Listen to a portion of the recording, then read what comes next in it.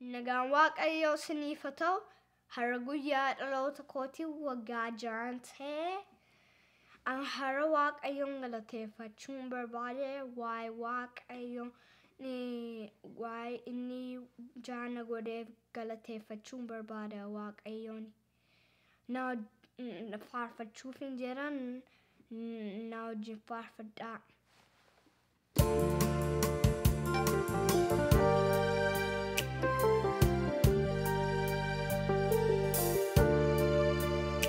Qabaachuun si waliin jiraachuuni akkam gaariidhaaf foolii kee wal baruuni gooftaa koo sina keessa jiraata hafuurri kee lubbuu koo na galata si qabaachuun.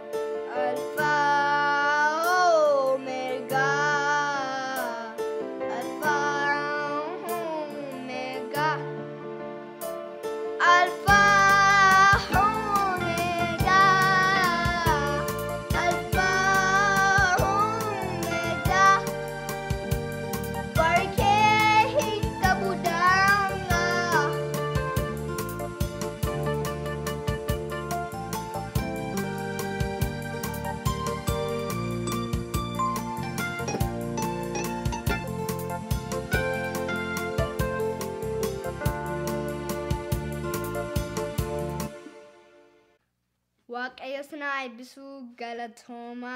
YouTube kennaa Yoseph subscribe godhaa. Ijoollee hundumaatii share godhaa haa ilaalanii. Bye.